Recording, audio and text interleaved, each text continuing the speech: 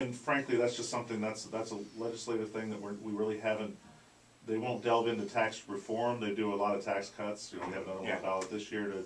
Yeah, that's just that was my next question. Are there any things on the ballot? Yeah. Yeah, and then, but again, it's going to kind of exacerbate that situation. But again, if you've had that house for 20 years, you're perfectly happy. Yeah.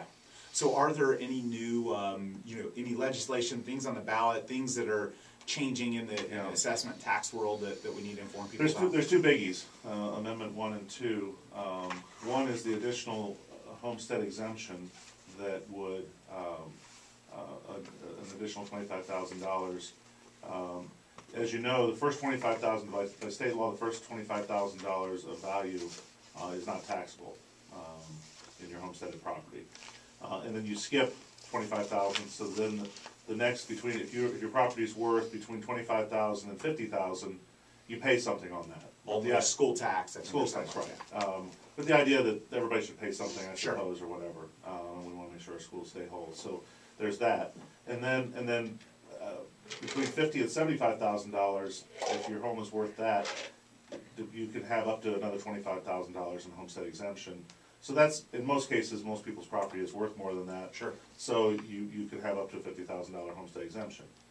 This additional homestead exemption that will be on the ballot will skip another tier of $25,000. So now, if your property is worth between $100,000 and $125,000, you could receive up to another $25,000 exemption. If you receive that full exemption, it's somewhere in the neighborhood of $300 that you would be saving. I'll take it. But there's always a it's always getting paid for somewhere. Right. Yeah, and going back to your point, and these are decisions that I would expect that it will pass, because people see $300 and they say, "I'll take," like you said, I'll have a good dinner out at Burns or something, maybe just the dessert room for $300. I don't know. But the reality is that that's escrow money usually that people don't see. And when you start looking at it, it's millions of dollars to local and that jurisdictions. It means something. Yeah. This could be bonded and other things. So those are decisions people are going to have to make. Yep. What we've done is provided the opportunity through our website. You can go on there, put your property and see it'll impact you, and it'll actually pop up and tell you whether or not you're even qualified for it and how much you'll receive back. That's so you'll have that information available to you when you go to the ballot box. The other one, we're going to get to the other one afterwards. Yeah, we're going to wrap up our last segment with Amendment 2 with Bob Henriquez from Hillsborough County Property Appraiser's Office after a quick break here on the Duncan Duo Show. I actually looked at that on my property too, and it was like 332 or something, or 338, like that. some number, yeah, it was in the 330s. I remember. Awesome. Yeah. So let's go to Amendment 2.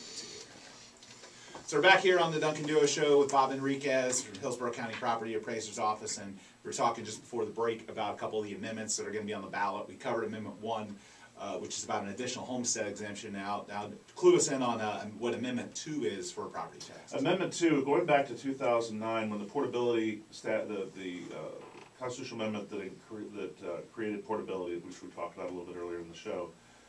In addition to that, it was placed into law that, or into the Constitution, that non-homesteaded property would be capped at a 10%, up to a 10% increase in any given year.